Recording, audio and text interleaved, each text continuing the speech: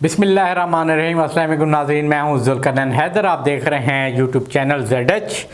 नाज़रीन, आज की ख़बरें हैं साबिक़ वज़ीर आज़म इमरान ख़ान के हवाले से, और उनकी जो शोहरत है वो दिन ब दिन बढ़ती जा रही है, उसमें इजाफ़ा भी होता जा रहा है।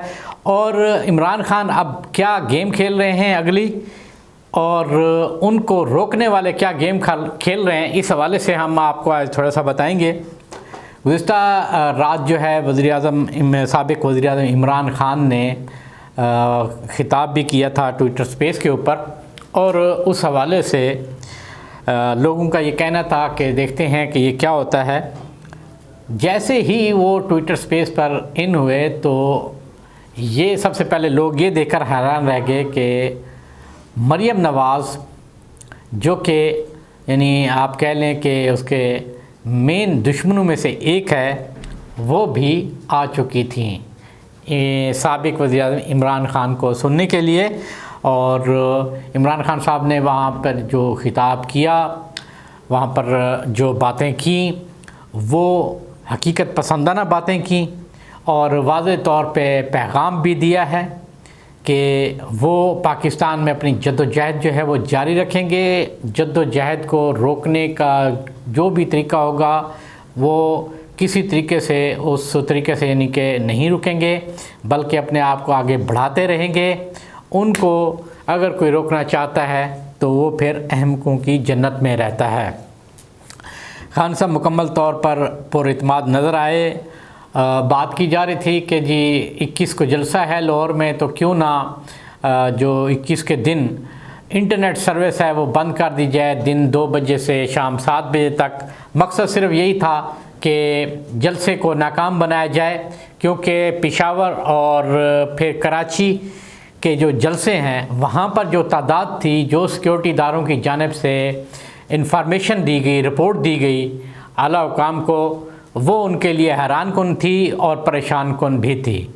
इसलिए अब ये भी अंदाज़ा लगाया जा रहा है कि पेशावर और कराची के बाद लाहौर का जो जलसा होगा वो सबसे बड़ा होगा, यानी तारीख़ रकम की जाएगी। ऐसा जलसा पाकिस्तान की हिस्ट्री में भी नहीं होगा। लेकिन इसमें बड़ी एक अहम चीज़ ये भी है कि ये जलसा लाहौर मीनार पाकिस्तान पर होगा, जहाँ करारदाद पाकिस्तान पेश की गई थी सन 1947 के लिए।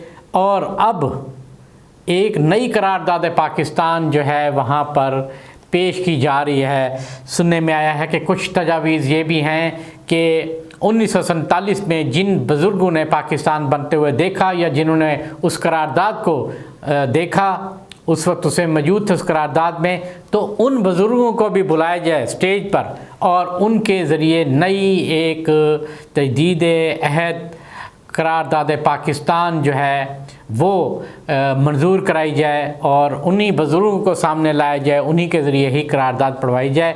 एक ये भी सजेशन जो है वो चल रही है कि क्यों कि पाकिस्तान जिन वजूहात की बिना पर आज़ाद कराया गया था या बनाया गया था, वो अब वजूहात जो हैं वो ख़त्म हो चुकी हैं। उसकी वजह यह है कि करप्शन, बदनवानी, ये वो सारे काम वो हो चुके हैं जो एक आज़ाद पाकिस्तान के लिए सोचा गया था कि पाकिस्तान में मुसलमानों को किस किस्म की आसानी होगी, इंसाफ मिलेगा, अल्लाह रसूल का नाम तो खैर वो रहेगा ही रहेगा। मकसद ये है कि उनके कवानीन पर भी अमल दरामद होगा, मगर हुआ कुछ नहीं। तो अब जो है एक नई जो करारदाद है वो भी पेश की जाएगी। नाज़रीन, 1.1 मिलियन जो है वो बताया गया, तकरीबन 11 लाख के करीब लोगों ने ट्विटर स्पेस पर साबिक़ वज़ीर इमरान ख़ान को ज्वाइन किया है। और हमारे मुल्क के अहम इदारों के लोग भी उसको ख़ान को सुन रहे थे इस ट्विटर स्पेस पर। गैर मुल्की सफारत खानों के जो अफराद हैं वो भी सुन रहे थे, क्योंकि उनका भी काम है कि ये रिपोर्ट मुकम्मल तौर पे रखना, और वो अपने ममालिक को भिजवाते हैं। ख़ास तौर पे अमरीकी सफारत खाना इस हवाले से बड़ा ही एक्टिव हमें नज़र आया है। वो मुकम्मल तौर पे एक रिपोर्ट जो है अमरीका भिजवाई जा रही है कि इमरान ख़ान, यहाँ तक बताया गया है कि इमरान ख़ान जो है हुकूमत में ना होने के बावजूद भी उन्होंने तमाम इदारों को मफलूज करके रख दिया है। तमाम इदारे जो है वो ख़ान के आगे बोलने से कतराते हैं। उसकी बुनियादी तो एक ही ख़ास वजह है कि ख़ान करप्ट नहीं है, क्योंकि ख़ान अगर करप्ट होता तो फिर कभी भी ये ना इस किस्म के एहतजाज होते, ना ही लोग उनके लिए निकलते। इस दफ़ा ऐसा हो रहा है कि यानी 20 साल हो गए हैं सहाफ़त में, मैंने कभी नहीं देखा कि लोग, यानी पाकिस्तानी अवाम की मैं बात कर रहा हूँ, आम आवाम की बात, कि वो किसी सियासी लीडर के लिए निकली हो। हमेशा नून लीग, पीएस पार्टी या दीगर जमातों के जलसे होते हैं तो वो वर्कर होते हैं, अवाम नहीं। लेकिन ये मैंने देखा है कि जब खान साहब ने फ़र्स्ट टाइम ये कहा था कि हफ्ते के रोज़, एतवार के रोज़ सॉरी, वो निकले, और वो थी आम आवाम, वो था असल पाकिस्तानी जो चाहता है कि पाकिस्तान में क्या हो, क्या होना चाहिए, वो निकला है। दुनिया भर में भी लोग निकले हैं। तो बहरहाल खान साहब जो है अभी स्पीड ही ऊपर जा रहे हैं। अब खान साहब को क्या कहते हैं, रोकना मुमकिन नहीं बल्कि नामुमकिन हो चुका है। और वैसे तो ये फ़िक्रा कहा था नून लीग ने, तो अब ये फ़िक्रा उन्हीं के ही गले में है जो कि पीटीआई का बनता है कि रोक सको तो रोक लो। और ख़ान साहब शोहरत की बुलंदियों का छू रहे हैं, और उसकी बुनियादी वजह वो यही है। और ख़ान ने एक अहम फ़ैसला जो है वो ये भी किया है कि अब आइंदा इंतखाबात में वो टिकट जो है ख़ुद देंगे, और सुलझे हुए पढ़े लिखे नौजवानों को दिए जाएंगे जो मुखलिस भी होंगे, इस मुल्क कौम की खिदमत भी करेंगे, और प्लस ख़ान के साथ भी खड़े रहेंगे, मुश्किल वक्त में ख़ान को नहीं छोड़ेंगे। इसके बाद नाज़रीन एक ख़बर ये देते हैं कि डॉन लीग, आपको पता ही होगा कि एक मशहूर स्कैंडल बनाया था डॉन लीग का, उसके मरकज़ी किरदार थे तारिक फ़ातमी, उस वक्त भी मामून ख़ुसूसी थे साबिक़ वज़ीर नवाज़ शरीफ के बराए अमूर ख़ारजा, और उनका नाम मरकज़ी किरदारों में से आया था, और जिसके बाद उन्हें ओहदे से हटाना पड़ा था। और जैसे ही ये हुकूमत वापस आई तो उसके बाद दोबारा तारिक फ़ातमी को मामून ख़ुसूसी बराए अमूर ख़ारजा तैनात कर दिया गया। सोशल मीडिया पे, मास मीडिया पे बहुत ही बैशिंग भी हुई कि ये क्या है।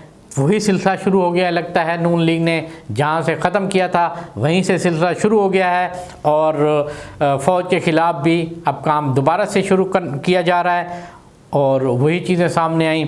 और इसके साथ साथ एक और जो बड़ा अफसोसनाक आप कह लें कि पाकिस्तान की हिस्ट्री में ऐसा कभी नहीं हुआ कि एक मुल्ज़िम जो कि हवालात में हो, कैद हो, और उसको गवर्नर बना दिया जाए। जी हाँ, मैं बात कर रहा हूँ गवर्नर सिंध के हवाले से कि आगा सिराज दुरानी, क्योंकि वो स्पीकर सिंध असम्बली हैं और वो अपने घर में हैं, क्योंकि उनके घर को अपना हवालात जेल का दर्जा दिया गया है, तो वो वहाँ रहते हैं। लेकिन अब कानून के मुताबिक तो वही बनते हैं गवर्नर, क्योंकि गवर्नर सिंध इस्तीफ़ा दे चुके हैं, तो कायम मकाम गवर्नर वही बनते हैं। मगर अफसोस ये है कि क्या इसका कोई और हल भी निकाला जा सकता था, लेकिन एक मैसेज देना था ये पाकिस्तानी अवाम को कि भाई ये चंद ख़ानदान हैं, ये जो चाहेंगे इस मुल्क में वही होगा और कुछ भी नहीं होगा। तो तारिक फ़ातमी को जनाब ज़ोर शोर जब पड़ा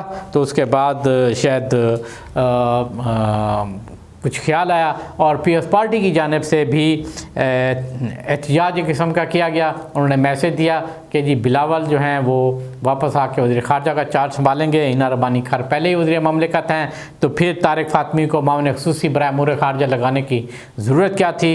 इस किस्म के मामलात और भी कुछ इख्तलाफात हैं जिसकी वजह से बिलावल भुट्टो भी लंदन में गए हुए हैं, और 3 रुकनी और टीम भी लंदन पहुंच गई है जहां नवाज़ शरीफ से बात भी करेगी और कुछ मामलात जो हैं वो हल किए जाएंगे। लेकिन बहरहाल फिर भी नाजरीन गेम कोई 2-4 माह से ज़्यादा लग नहीं रही।